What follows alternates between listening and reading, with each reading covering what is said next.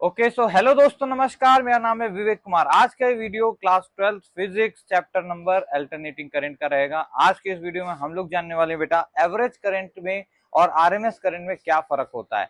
ये बहुत important topic हो जाता है बोर्ड्स के लिए। तो चलो जल्दी से बिना टाइम गवाए शुरू करते हैं। यार देखो, जो करंट होती है अल्टरनेटिंग करंट की मेनली बात हम कर रहे हैं, क्योंकि डीसी करंट के लिए एवरेज और ये सब वैल्यू नहीं निकाल रहे अपन।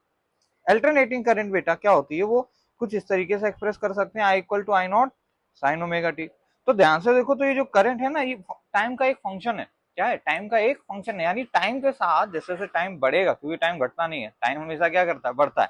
इसीलिए लाइफ में आपको पढ़ लेना चाहिए जिस टाइम पे आप हैं, वरना टाइम क्या करेगा? Always increasing. तो अगर टाइम इंक्रीज करेगा तो यहाँ करंट की वैल्यू भी चेंज आएगी। क्यों? क्योंकि साइन का फंक्शन क्या होता है भाई? कुछ ऐसा आता है। और साइन का फंक्शन ऊपर नीचे डोलता रहता है। तो हम बोलते हैं कभी करंट पॉजिटिव होती है, कभी करंट नेगेटिव होती है, मतलब कभी हाई होती है, कभी लो हो जाती है। इस तरीके से करंट चेंज हो रही है। अगर हम मान लो कल को मुझे किसी वायर के अंदर एसी करंट मेजर करना है, तो मैं अपना डिवाइस लगाऊंगा। और वो डिवाइस भी कंफ्यूज हो जाएगा। क्यों? क्योंकि कभी करंट आ रही है, कभी जीरो है, कभी वन है, फिर जीरो, फिर जीरो, मतलब कंफ्यूज हो जाएगा। तो आखिर वो मीटर रीडिंग क्या देगा? क्योंकि करंट तो हम मेजर कर ही लेते हैं, आपने देखा होगा कई सारे मल्टीमीटर्स आते हैं एसी करंट को नापते हैं। तो आखिर वो कौन सी वैल्यू को नापते हैं? क्या वो एवरेज ले लेते हैं सभी का, या वो आरएमएस ले लेते हैं? आज हम समझते हैं जल्दी से, ठीक है। देखो यार, कोई भी चीज जो टाइम का एक फंक्शन है, उसका एवरेज निकालना बड़ा एक कॉम्प्लिकेटेड टॉपिक हो जाता है। क्योंकि नॉर्मली हम स्केलर अगर दो नंबर हैं तो हमें पता है दोनों को ऐड करो अपॉन 2 कर दो, यही क्या हो जाता है? एवरेज हो जाता है उन दोनों का, मतलब बीच में आ जाता है, मीन हो जाता है। पर यहाँ के केस में बेटा, जो आई एवरेज होता है ना, उसको आप इस तरीके से भी रिप्रेजेंट करते हैं। आई के बगल में ऐसे ऐसे एरोज लगा दो, या फिर आई के ऊपर बार भी लगा के एवरेज को रिप्रेजेंट किया जाता है। और ये किसके बराबर होता है बेटा? Integration of I D T divided by integration of D T. ये किसी भी फंक्शन के लिए जो कि टी टाइम पे डिपेंड कर रहा है। मान लो कल को y equal to t square दे दूं, तो अगर इसका एवरेज निकालना है ना, तो तुम क्या करोगे? टी स्क्वायर का dt के रिस्पेक्ट में इंटीग्रेशन करोगे पहले। यहाँ तो आई नहीं है, यहाँ पे क्या है? y है। तो हम ये formula y dt divided by integration dt इस तरीके से भी लिखा जा सकता है। ये कहने का मतलब है, सॉरी, समझ रहे हो मेरी बात को? अच्छा, अब आगे चलते हैं यार। आई एवरेज आपको समझ आ गया होगा। अब जो ये जो साइन वाला फंक्शन है, जब हम इसको इंटीग्रेट वगैरह करके, क्योंकि यहाँ पे हम जैसे ही रखेंगे I naught sine omega t, integrate करेंगे तो कुछ वैल्यूज आती हैं। वो वैल्यूज इंपॉर्टेंट है पेपर के लिए बेटा। जब हम आई एवरेज निकालते हैं ना फुल साइकिल के लिए, फुल साइकिल फुल साइकिल के लिए यहाँ जो इंटीग्रेशन के लिमिट्स होंगी बेटा, ये क्या होंगी? 0 से पाई होगी। क्यों भाई? क्योंकि हमारी वेव फुल साइकिल का मतलब है कंप्लीट टाइम पीरियड। तो ये 0 होता है, ये पाई बाई 2 90 डिग्री, और ये 180 डिग्री यानी पाई होता है। तो फुल साइकिल के लिए 0 से पाई इंटीग्रेट करेंगे। जब वो सब हम इंटीग्रेट करते हैं ना, तो एवरेज वैल्यू निकल के आती है 0। और आनी भी चाहिए, क्योंकि भैया प्लस और माइनस, जितना प्लस में करंट है उतना ही माइनस में हुआ, तो एवरेज कैसे कितना आएगा? एक तरीके 0 आएगा। फुल साइकिल की बात कर रहे हैं, तब वो स्केलर तरीके बिहेव कर गई कि इधर इतना प्लस का, इधर माइनस का, दोनों जोड़ा बटे 2 किया, तो भैया वो एवरेज 0 आ गया। ठीक है। अगर एवरेज निकाल रहे हैं हाफ साइकिल में, हाफ साइकिल में फिर कैसे रखेंगे? हाफ साइकिल में लिमिट्स हो जाएंगी 0 से पाई बाई 2। कोई कंफ्यूजन की तो बात ही नहीं है। जब ये रखते हैं और जो सॉल्व करके आंसर आता है ना बेटा, वो इंपॉर्टेंट है। वो आता है 2 आई नॉट बटे पाई। क्या आता है? 2 आई नॉट बटे पाई। आई नॉट क्या है? आई नॉट पीक करंट है। पीक करंट यानी एम्पलीट्यूड इस वेव का, क्योंकि एक तरीके वेव ही है। एसी क्या हो गया? एसी करंट एक वेव है, चेंज हो रही है जो कि टाइम के रिस्पेक्ट में। ठीक है। अच्छा, ऑल्दो करंट कैसी क्वांटिटी होती है? टेंसर या फिर स्केलर बोल सकते हैं। पर इस केस में देख रहे हो वेक्टर बन गई, वेव डायरेक्शन आ गई उसके पास। खैर, तो क्वांटिटीज क्या होती हैं? स्केलर वेक्टर आप कह सकते हो, लेकिन कोई भी क्वांटिटी जो स्केलर है वो वेक्टर बन जाती है अगर वो समय के साथ चेंज हो रही है। जैसे पोटेंशियल अगर समय के साथ चेंज हो रहा है तो पोटेंशियल भी वेक्टर बन जाता है, फिर हम उसको फेजरली सॉल्व करते हैं। समझ रहे हो? अच्छा ठीक है। तो ये सर एवरेज वैल्यू समझ आ गई। अच्छा, सम करके कुछ ऐसे करके एवरेज निकाल दिया। हमें फुल साइकिल में वैल्यू याद हो गई 0, हाफ साइकिल में 2 आई नॉट बाई पाई। ठीक है, अच्छी बात है। अगर मैं बोलता ना वी एवरेज बताओ, आई एवरेज की जगह वी एवरेज लिख देता और हाफ साइकिल बोलता ना, तो भी तुम क्या बोलते? 2 वी नॉट बाई पाई। बस वी की जगह वी नॉट आ जाएगा, पीक वोल्टेज की वैल्यू। ठीक है। अच्छा भाई, कई बार को अब आरएमएस पूछ लेता है, आई आरएमएस बताओ। तो कुछ नहीं भाई, इसके नाम में ही इसका सब कुछ छुपा हुआ है। इसके नाम में देखो क्या लिखा है? एस से होता है स्क्वायर, पहले क्या करना है? स्क्वायर करो। फिर एम से होता है मीन, और फिर आर से होता है रूट। तो हमें कुछ इस ऑर्डर में लिखते भले हैं R M S, root mean square, लेकिन हमें पहले करना क्या है? स्क्वायर कर दो। जिसका भी हमें क्या करना है? आरएमएस निकालना है, पहले उसका स्क्वायर करो। फिर मीन लो, मीन का मतलब एवरेज, एवरेज लेना तो सीख लिया ना, integration of Y D T बटे इंटीग्रेशन ऑफ डी टी, फिर उसमें रूट लगा देना। तो चलो करके देख लेते हैं भाई। मान लो आई बराबर आई नॉट साइन ओमेगा टी, ये फंक्शन है हमारा, हमें क्या निकालना है, आई आर एम एस निकालना है। तो आई आर एम एस के लिए पहले क्या करेंगे भाई, स्क्वायर कर देते हैं इसका, हो जाएगा I naught square sine square omega t. अब इस जो स्क्वायर वाली चीज है इसका क्या करना है, एवरेज लेना है। एवरेज कैसे लेते हैं, integration this D T divided by integration of D T. ये चीज समझ पाई, ये क्या है, आई स्क्वायर का टर्म है, तो इंटीग्रेशन आई स्क्वायर डी टी बटे इंटीग्रेशन डी टी, यही चीज मैंने यहाँ पे लिख रखा है। समझ पा रहे हो बात को। अब जब इसको सॉल्व करते हैं, लिमिट लिमिट लगाते हैं, जिस भी उसमें निकालना है, उसके बाद जो आंसर आता है और उसके ऊपर हमें फिर क्या लगाना है, अंडर रूट भी लगाना है, यानी इस पूरी चीज के ऊपर ये लगा देना। इसी को हम ऐसे भी लिख सकते हैं बेटा, आई स्क्वायर का एवरेज, एवरेज को ऐसे भी लिखते हैं और फिर अंडर रूट।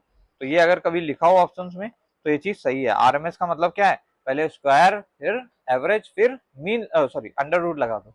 तो जब ये सब करते रहते हैं तो आई आरएमएस की वैल्यू जो बेटा फुल साइकिल में आती है वो बड़ी इंपॉर्टेंट हो जाती है पेपर के लिए, क्योंकि वो आ जाती है I naught by root to. कितनी आती है, I naught by root to. ध्यान देने वाली चीज ये है, आई नॉट क्या है, पीक करंट। तो यहाँ पे पीक करंट कम होती है ज्यादा होती है, peak current is always greater than I R M S. देखो क्यों मैं बोल रहा हूँ, क्योंकि देखो आई नॉट आएगा हमारा जब हम रूट टू को किससे मल्टीप्लाई करेंगे, आई आर एम एस से, तभी तो आई नॉट आएगा। यानी आई आर एम एस छोटा वैल्यू है जिसको रूट टू से मल्टीप्लाई होना पड़ रहा है ताकि वो इक्वल हो जाए किसके, आई नॉट के। तो बड़ी वैल्यू कौन हुई, आई नॉट हुई ना, और आई आर एम एस हमेशा छोटी हो जाती है।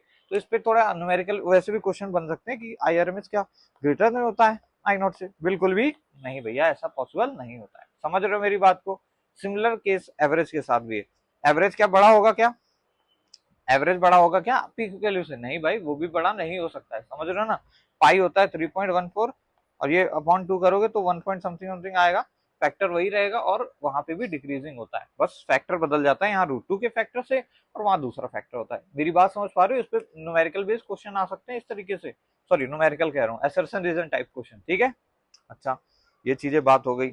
अब आईआरएमएस का फिजिकल सिग्निफिकेंस बताओ। जैसे एवरेज दो चीजों का होता है हमें पता है, अच्छा बीचों बीच का एक नंबर, 2 और 3 का एवरेज क्या हो जाएगा भाई, 2 + 3/2 यानी कि 2.5 हो जाएगा, 2 और 3 के बीच का एक नंबर है। फिर ये आरएमएस साला क्या है, मतलब इसका क्या फिजिकल सिग्निफिकेंस है।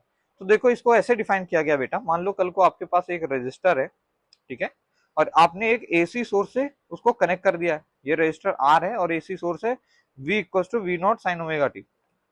अरे यार एसी सोर्स का बैटरी हमने दे रखा है, पर इसकी बैटरी क्योंकि टाइम के साथ डिपेंड कर रही है तो V0 sin ओमेगा टी लिख दिया, ठीक है। अच्छा अब इसमें से करंट जाएगी, अब इसमें से करंट जाएगी तो क्या रेजिस्टर कुछ लॉस कराएगा करंट का, हाँ भैया सर कराएगा, कितना,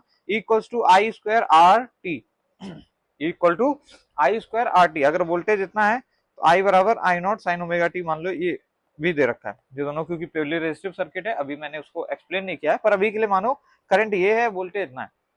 क्या मैं डायरेक्ट यही करंट की वैल्यू डाल दूं, नहीं भाई, ये जो करंट होती है ये एक स्केलर वैल्यू है, हमें एक कांस्टेंट करंट की वैल्यू रखनी है। क्या रखना है, ये जो हमारे फंक्शन फॉर्मूले में आई होती है ना, ये कांस्टेंट करंट होती है, जबकि यहाँ ये जो आई है ये वेरिएबल है, क्यों, क्योंकि ये टाइम पे डिपेंड कर रही है। तो आखिर सर रखे क्या, अब काम आता है आरएमएस का। कुछ लोगों पहले बोला कि सर देखिए क्योंकि करंट कभी जीरो है कभी लो है, कभी सॉरी कभी जीरो है हाई है, जीरो है हाई है, तो एक एवरेज वैल्यू रख दो यहाँ पे, इस जगह पे एक कांस्टेंट एवरेज वैल्यू डाल दो, आंसर सेम आएगा। नहीं आया, यहाँ पे अगर तुम E = I एवरेज का स्क्वायर RT ये करोगे ना तो लोगों ने देखा कि भैया ये सेम नहीं आ रहा है, एक्सक्यूज मी ये थोड़ा ना स्मॉल टी होगा, टाइम होता है यहाँ पे, ठीक है बेटा, ये टी कैपिटल नहीं होगा, छोटा टी होगा, टाइम होता है ना कि टेम्परेचर।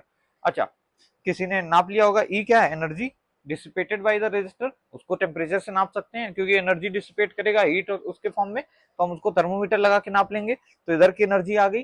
फिर आई एवरेज की वैल्यू रखा, रजिस्टर की वैल्यू रखा, कितने टाइम तक वो फॉलो कराया वो रखा, हमने देखा इक्वल नहीं आ रहे हैं, E does not equal to I²RT जब हम आई एवरेज डाल लें।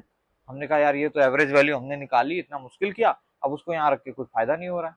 तो अब आता है बेटा आरएमएस वैल्यू, जैसे ही हमने यहाँ पे आई आरएमएस रखा ना, आई आरएमएस का स्क्वायर इंटू आरटी कर दिया, सॉरी फिर से बार बार कैपिटल टी लिख दे रहा हूँ, वैसे ही ये चीज इक्वल आ गई और हमने बोला आज से भैया आई आरएमएस ऐसे ही डिफाइंड है कि कभी भी अगर कोई एसी सोर्स लगा है और उसकी मदद से तुम्हें कोई भी फॉर्मूला यूज करना है, जो भी हमने बैटरी के केस में पढ़ा है, तो उस एसी सोर्स को रिप्लेस कर दो एक ऐसे कांस्टेंट करंट सोर्स से, ऐसा लगे कि एक बैटरी से करंट आ रही है, बस करंट की वैल्यू कितनी होगी, आई आर एम एस के बराबर होगी।